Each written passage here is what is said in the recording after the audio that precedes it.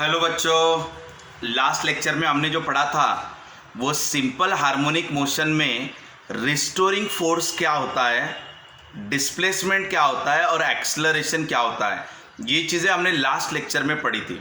आज हम लोग देखेंगे कि कोई भी सिंपल पेंडुलम ले लो या any system which is performing the SHM, ठीक है, उसका अगर मुझे लीनियर वेलोसिटी निकालना है अलग अलग पोजीशन पे।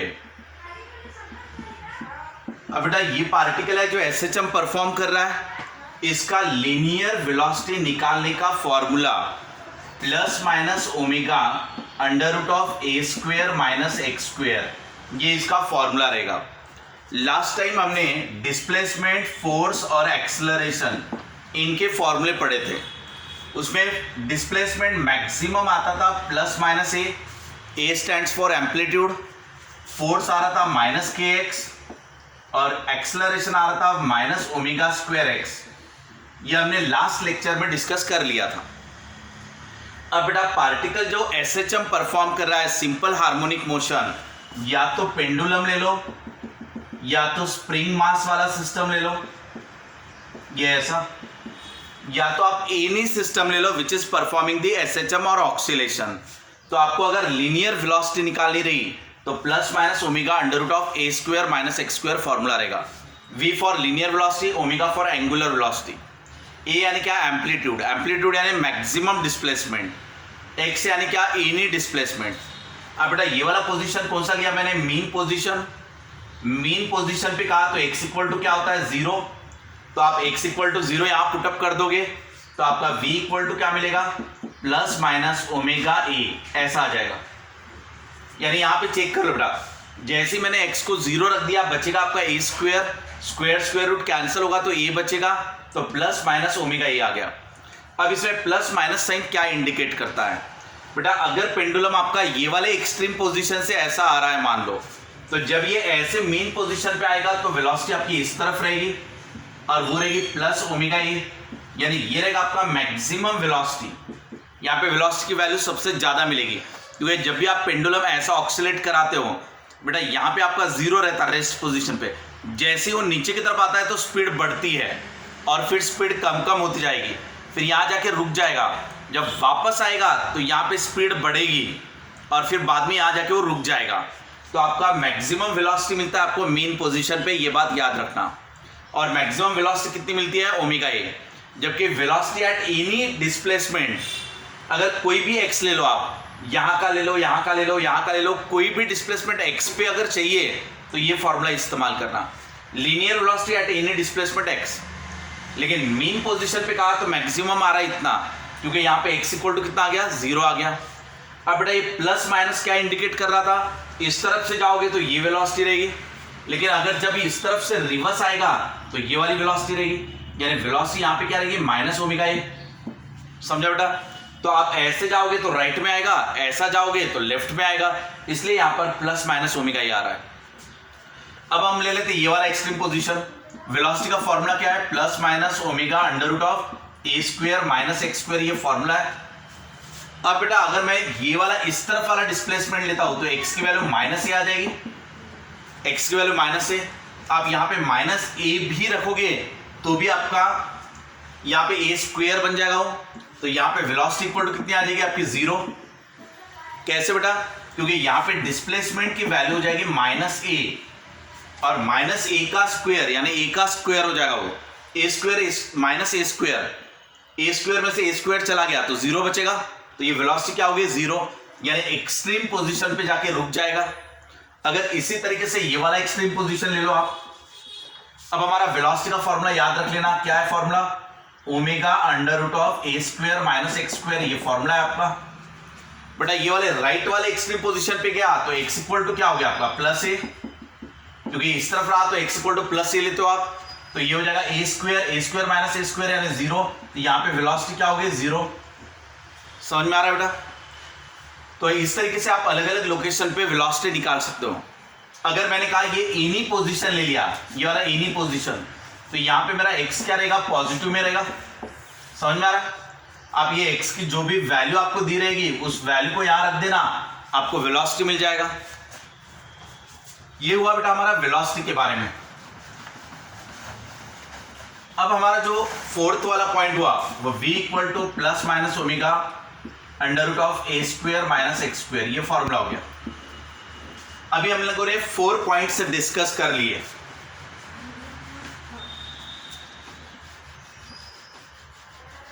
अब मुझे बताओ बेटा, अगर मुझे किसी भी लोकेशन पे वेलोसिटी पता है, अगर वेलोसिटी पता है तो उससे क्या निकाल सकते हो आप? Kinetic energy.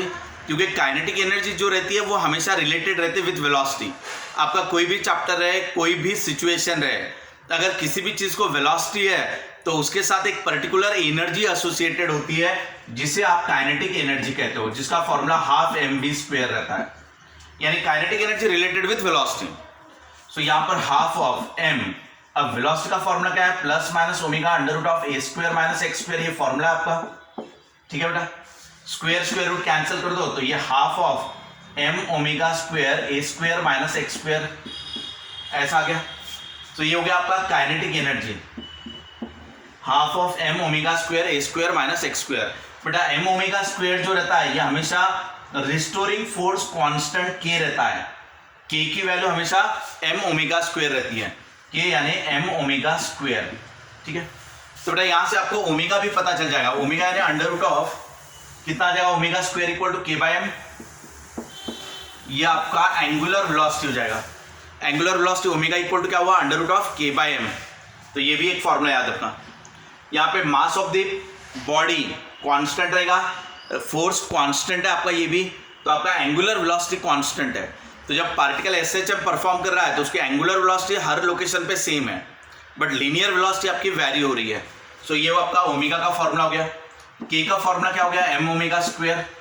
इसी से हमने ये ऊपर वाला फॉर्मूला बनाया।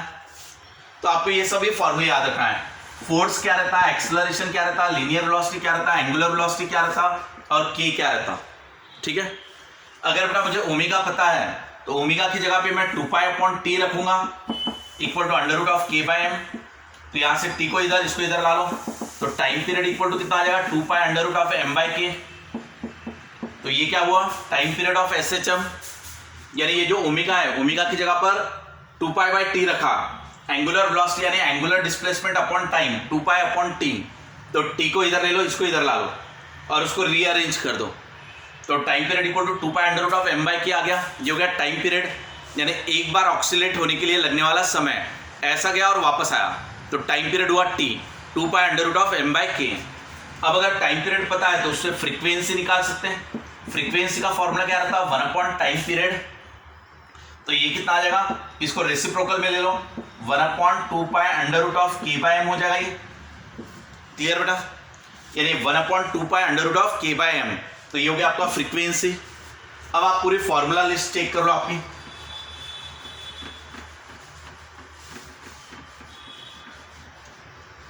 अब वेलोसिटी अगर पता है मुझे तो इससे मैंने क्या निकाल लिया बेटा? काइनेटिक एनर्जी कितना है वो? Half of m omega square A square minus x square. ये हमारा काइनेटिक एनर्जी का फॉर्मूला बना। ओमेगा का फॉर्मूला क्या बना? Under root of k by m। और k का फॉर्मूला क्या बना? m omega square. फॉर्मूले आपको अच्छे से याद रखना है। ओमेगा की जगह 2π/t रखा तो टाइम पीरियड का फॉर्मूला बना 2π under root of m by k। और फ्रीक्वेंसी का फॉर्मूला क्या बना? 1/2π under root of k by m। ये फॉर्मूलेज आपको याद रहना चाहिए एसएचएम में। देखो बेटा, ये है आपका डिस्प्लेसमेंट, इसका भी फॉर्मूला आएगा हमारा, ठीक है ना? बाद में फॉर्मूला भी लिखेंगे हम लोग। फोर्स हो गया आपका -kx, एक्सेलरेशन -ω²x। अलग अलग लोकेशन पे वेलोसिटी क्या रहेगी, एक्सेलरेशन क्या रहेगा, फोर्स क्या रहेगा, काइनेटिक एनर्जी क्या रहेगा, अलग अलग पॉइंट पर एंगुलर वेलोसिटी कितनी रहेगी, टाइम पीरियड कितना रहेगा, फ्रीक्वेंसी कितना रहेगा। ये पूरा का पूरा फॉर्मूला लिस्ट आपने अच्छे से याद कर लेना है, क्योंकि इनके ऊपर आपको न्यूमेरिकल्स रहेंगे ना। इसके साथ अब डिस्प्लेसमेंट को कैसे लिखते हैं? अगर आपका डिस्प्लेसमेंट का फॉर्मूला रहा तो plus minus A sine of omega t plus alpha भी आप यहां लिख सकते हो। x equal to plus minus A sine of omega t plus alpha. यहाँ पे आपका प्लस माइनस रह सकता है क्योंकि आप इस तरफ भी जा सकते हो, इस तरफ भी जा सकते हो। तो x का फॉर्मूला आ गया A sine omega t plus alpha. Alpha यानी इनिशियल एंगल, ओमेगा यानी angular velocity, t is the time. अगर हमने पेंडुलम को मीन पोजीशन से स्टार्ट किया तो ये इक्वेशन अप्लीकेबल है।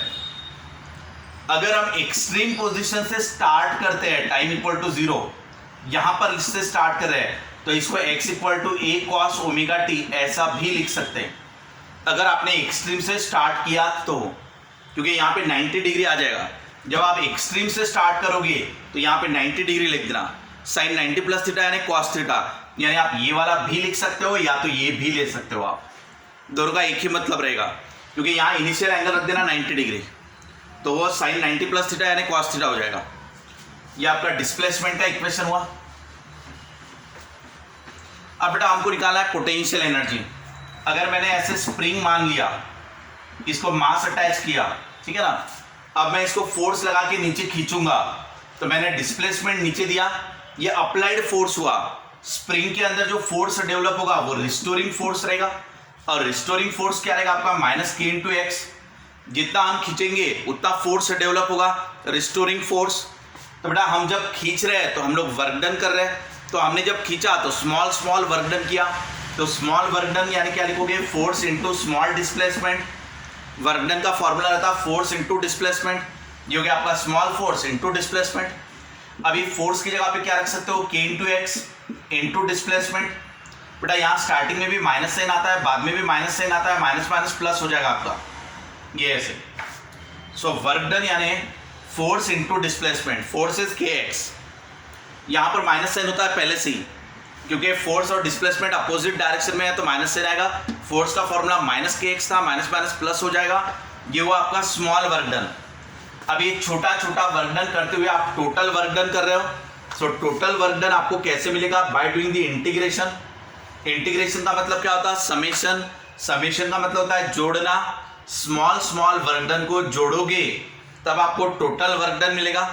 आप इंटीग्रेट कर दो बोथ साइड में, कांस्टेंट बेटा बाहर आ जाता अपना, के जो रहता है वो बाहर आ जाता, और x का इंटीग्रेशन क्या हो जाता तुम्हारा x स्क्वायर बाय 2। तो ये क्या हुआ अपना पोटेंशियल एनर्जी, क्योंकि जो वर्क डन करते हो वही एज अ पोटेंशियल एनर्जी करके स्टोर होता। पोटेंशियल एनर्जी रिलेटेड रहता वर्क डन से इन कंजर्वेटिव फोर्सेस, ठीक है ना। कंजर्वेटिव फोर्सेस यानी ग्रेविटी। अगर हमने इसको ऐसा ऊपर उठाया पेन को, तो हमने किसी भी बॉडी को ऊपर उठाया अगेंस्ट द ग्रेविटेशनल फोर्स, तो इसके अंदर पोटेंशियल एनर्जी स्टोर होती है। स्प्रिंग को आपने खींचा, ये जो स्प्रिंग है, स्प्रिंग मास, इसको आपने खींचा तो आपने वर्क डन किया, वो उसके अंदर एज ए एनर्जी करके स्टोर होता, जिसे पोटेंशियल एनर्जी कहते हैं।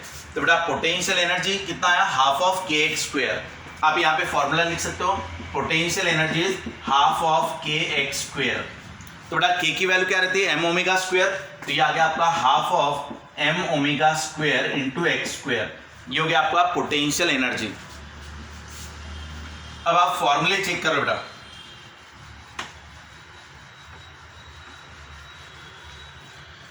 जब ये पार्टिकल एसएचएम परफॉर्म कर रहा है तो डिस्प्लेसमेंट कितना है, फोर्स कितना है, एक्सेलरेशन कितना है, वेलोसिटी कितना है, डिस्प्लेसमेंट कितना है, kinetic energy, potential energy, angular velocity, time period, frequency, ये सब निकालने के फॉर्मूलेज हो गए। अब मुझे अगर टोटल एनर्जी निकालना रहा तो टोटल एनर्जी कैसे निकालेंगे, potential energy plus kinetic energy. तो बेटा ये पोटेंशियल एनर्जी का फॉर्मूला ये वाला रख दो यहाँ पर। कहाँ पर अपना पोटेंशियल एनर्जी का फॉर्मूला, ये वाला, ठीक है। काइनेटिक एनर्जी का ये वाला फॉर्मूला रख दो। सो ये ले लिया मैंने काइनेटिक एनर्जी, ये ले लिया मैंने पोटेंशियल एनर्जी, दोनों को आप ऐड कर दो। आपका बेटा इसमें से एक्स स्क्वायर वाला टर्म कैंसिल हो जाएगा, ये वाला, तो आपका बचेगा क्या, टोटल एनर्जी इक्वल टू बचेगा half of M omega square A square. ये आपका टोटल एनर्जी का फॉर्मूला बचेगा। एम ओमेगा स्क्वायर को के भी लिख सकते हैं, यानी हाफ ऑफ के ए स्क्वायर। ये आपका टोटल एनर्जी का फॉर्मूला बच रहा है। और एक बार हम लोग सभी चीज़ें प्रॉपरली दिखाते हैं, ऑब्जेक्टिव क्वेश्चन कैसे आएंगे वो भी देख लेते हैं।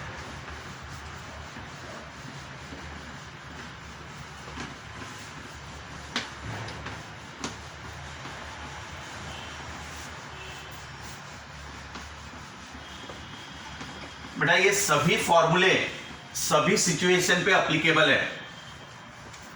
अगर मैंने ये भी ले लिया कि यहां पर वाटर है, इसके अंदर वुडन ब्लॉक रखा है, ऐसा ये वाटर है उसमें वुडन ब्लॉक रखा, इसको आप प्रेस कर दो और छोड़ दो तो ये ऑक्सीलेट होगा, इसमें भी ये सभी फॉर्मूले लगेंगे। अगर आपने ऐसा यूट्यूब लिया, इसमें आपका वाटर फिलअप है, अब इसको एक तरफ से प्रेस करो और छोड़ दो, ये वाटर ऑक्सीलेट होगा, इसमें भी सभी फॉर्मूले अप्लीकेबल है।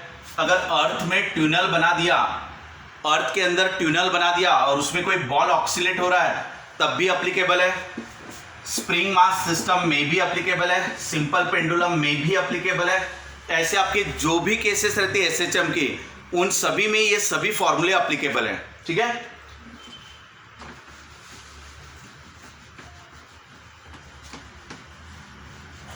अब हम लोगों को ऑब्जेक्टिव क्वेश्चन कैसे आएंगे वो देख लेना। बेटा ये पेंडुलम ले लिया मैंने मीन पोजीशन पे, तो आप मीन पोजीशन पे डिस्प्लेसमेंट कितना रहेगा, तो ये 0 रहेगा। फोर्स का फॉर्मूला क्या रहेगा, -kx, दैट इज 0, क्योंकि x 0 हो गया।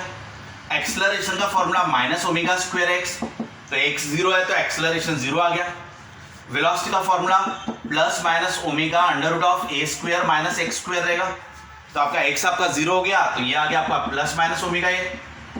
इसके बाद टाइम पीरियड क्या रहेगा बेटा, 2π√m/k।